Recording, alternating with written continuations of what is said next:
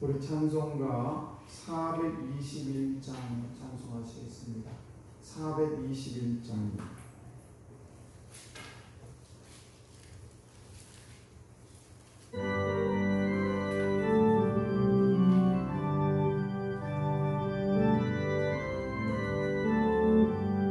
내가 예수 믿고서 죄 사함하여 나의 모든 것 다 변했네. 지금 내가 가는 길 전부 비로 주의 피로 내 죄가 씻겼네. 나의 모든 것 변하고 그 피로 구속하였네.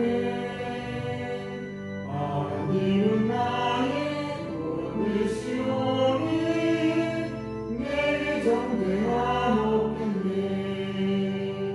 주님 맑은 빛에서 눈을 치니 나의 모든 것 다 변했네. 지금 내가 주 앞에 온전케 되어 주의 공로를 의지함이세. 나의 모든 것 변하고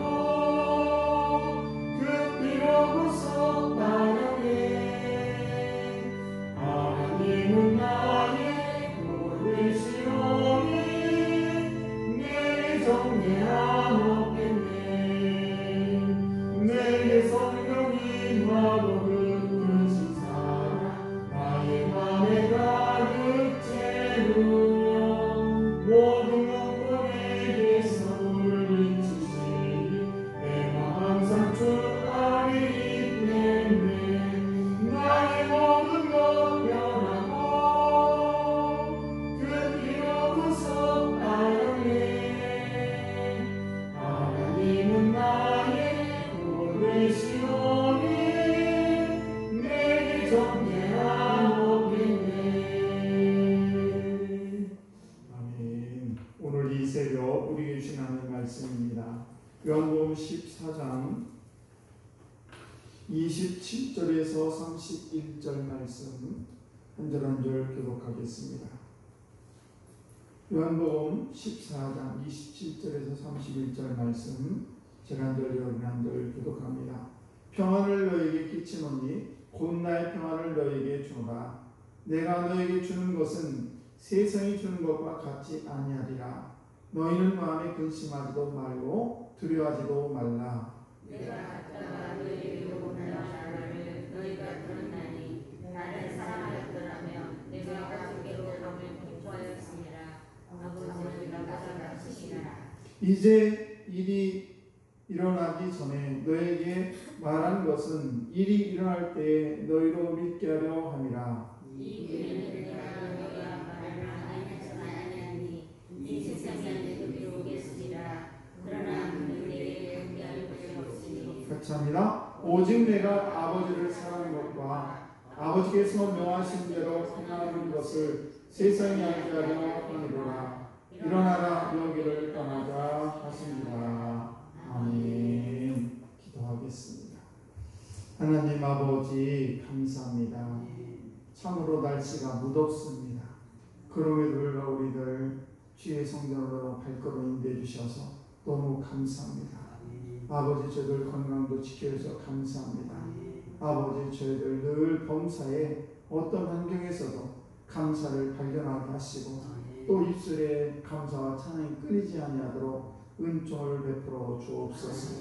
오늘도 우리 사랑하는 성도들 이 무더위에 또 일터에서 열심히 일을 할 텐데 주님 동행하시고 어려움 당하지 않도록 인도해 주시기를 원합니다. 뿐만 아닙니다. 우리의 자녀들도 각처에서 흩어져 살고 있는데 아버지 그 자녀들을 지켜 인도해 주시기를 원합니다. 또 휴가철을 맞이하고 있습니다. 아버지 오가는 모든 발걸음을 지켜주시고 또 이 나라의 민족의 모든 백성들을 주님께서 날마다 안전을 지켜주셔서 아버지 사고나지 않도록 늘 주께서 인도하여 주옵소서. 오늘도 말씀을 대언합니다.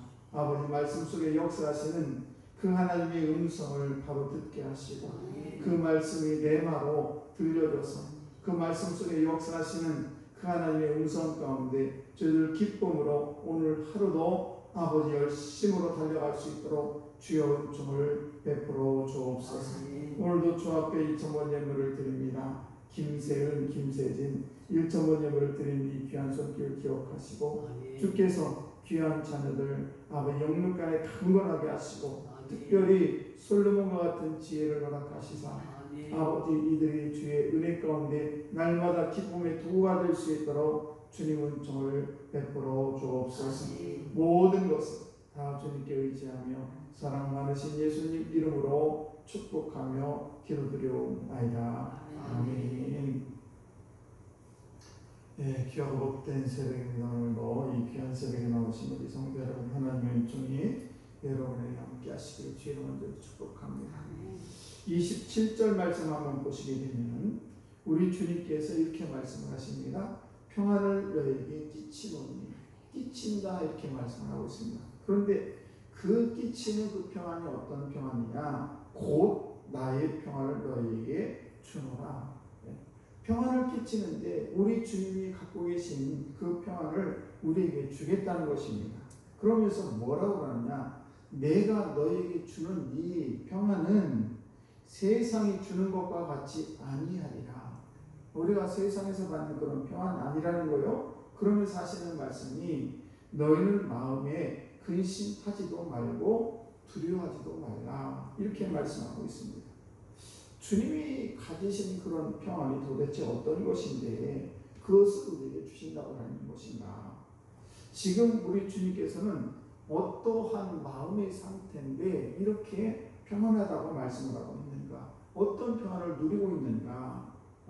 그 주님의 평안은 먼저 우리가 알 수 있는 것은 의로웠기 때문에 평안합니다. 무슨 말씀인가 하면 이건 굉장히 중요한 진리인데 주님이 지금 의롭기 때문에 마음이 평안하다 이런 말입니다. 우리가 평안을 누릴 때는 어떤 때 평안이냐? 마음이 의로울 때 나는 괜찮아 라고 생각이 들 때 평안이 있습니다. 그런데 저들이 어떤 때 평안이 깨지느냐? 내 마음속에 죄가 들어왔을 때, 내가 누군가에게 무언가를 잘못했을 때, 내가 하나님의 말씀을 어기고 내 마음대로 살았을 때, 그럴 때 내가 죄가 들어오게 되는 하나님의 길에서 하나님의 말씀에서 벗어났을 때 우리는 죄가 내 마음속에 들어오게 되고 내 마음속에 평안이 사라지게 됩니다. 대신에 근심 걱정이 들어오게 되죠.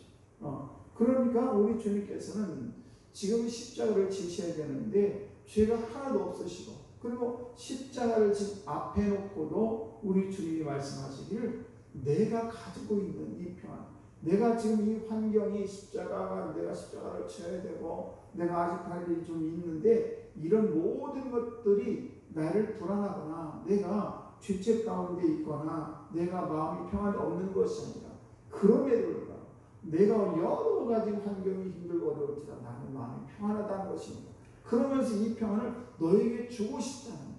그래서 이 평안은 바로 죄가 없으신 의로우신 그런 마음을 그런 삶을 사셨기 때문에 우리 주님께서는 마음의 평안이 있다는 것입니다. 왜 두려울 거 없으니까 평안할 수밖에 없는 것이죠.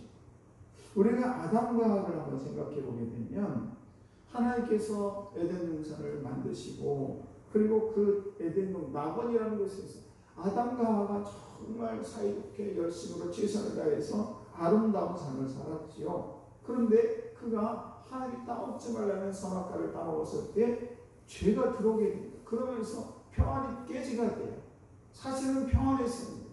그 낙원이라는 곳에서 정말 사이좋게 아름답게 살았는데 죄가 그들 속에 들어오게 되니까 제일 먼저 타고 들어온 게 뭐냐? 두려움이 들어온 것입니다. 두려움이 뭡니까? 평안하지 못하다는 거지요. 그러다 보니까 하나님이 두려워서 숨어 지내는 그런 일이 있게 되는 것입니다. 이 두려움은 무엇을 의미하냐? 평안이 깨졌다는 거예요. 그전에는 죄가 들어오지 않았을 때는 평안했는데 죄가 들어오고 나니까 평안이 깨졌다는 것입니다. 그래서 우리의 양심의 가책을 느끼고 내 마음속에 죄가 들어오게 되면 참된 평안을 얻을 수가 없어요. 물론 우리가 겉으로는 난 평안해라고 얘기할 수 있지만은 그러나 그 심령 깊은 곳에 들어가 보면 이 죄는 내가 이거 참 안 좋은데 라고 하면서 우리가 평안이 깨질 수가 있다는 것입니다. 여러분, 우리가 내 마음에 평안이 깨지게 되면 잠을 못 이룹니다. 이런 걱정 저런 걱정 때문에 마음이 편할 수가 없죠. 평안이 깨졌기 때문에 그렇습니다. 이런 이야기를 들은 적이 있습니다. 한 사람이 실수로 사람을 죽였습니다.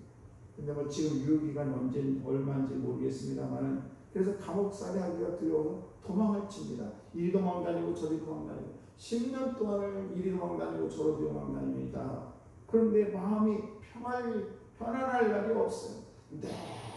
누군가를 새로운 사람을 보게 되면 혹시 저 사람이 형사가 아닌가, 나를 잡으러 온 사람이 아닌가, 늘 밥을 먹어도 잠을 자도 어디에서 커피를 마셔도 늘 마음이 불안할 수밖에 없었습니다. 그러다가 10년이 다 지난 줄 알고 딱 나타났는데 이틀이 남아있어서 그만 형사에 잡히고 말았습니다. 그때 그가 잡히면서 수갑을 차면서 슉 하면서 그가 내뱉은 말이 정말 이제야 사는 것 같다 라고 얘기를 하더라는 것입니다. 무슨 말입니까? 우리의 마음이 죄가 있으면 우리의 마음이 늘 근심 걱정 때문에 참된 평안을 이룰 수가 없다는 것입니다. 그래서 우리는 이렇게 우리가 참된 평안을 누리려면 이 죄의 문제를 해결해야 되는데, 죄가 있는 한 우리는 평안할 수가 없는 것이죠. 그래서 예수님도 지상에 계실 때에 예수님 찾아온 많은 사람들이, 환자들이 있었어요. 그들을 고치시면서 우리 주님께서 뭐라고 말씀하시냐면은 내 죄의 상을 받았으니 평안을 지어라. 사실은 그들이 병을 고치러 왔는데 그 병 고치는 것 외에도 그들에게 주신 것이 있는데 죄의 상을 받았다는 것입니다. 그러니까 네가 평안함을 얻을지어다 라고 말씀하는 것입니다.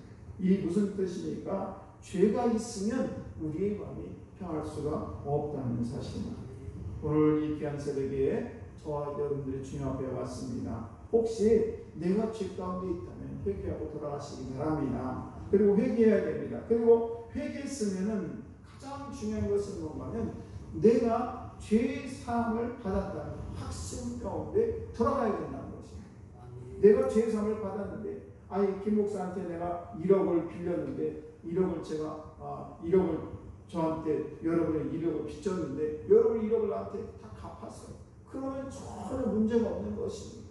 우리 주님께서 저와 여러분들이 향해서 우리를 의롭다 하시고 내가 너를 위해서 피 흘려 십자가에 돌아가셨기 때문에, 그래서 우리의 모든 죄를 다 멸해 주셨는데, 흰눈같이 하셨는데, 그럼에도 불구하고 죄가 없다 하셨는데 여전히 저와 여러분들이 그 죄책 가운데 살아간다면 참된 평안을 얻을 수가 없다는 것입니다.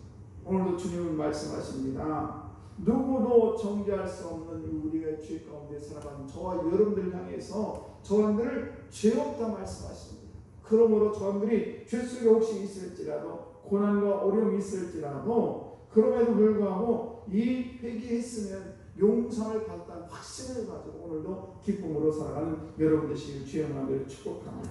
이것이 뭐냐? 우리가 주님 안에서 참된 평안을 누리는 기쁨을 누리게 된다는 사실입니다. 오늘도 저분들이 그런 참된 평안을 누리시는 저분들 다 되시기를 주의 이름으로 축원합니다. 기도하겠습니다.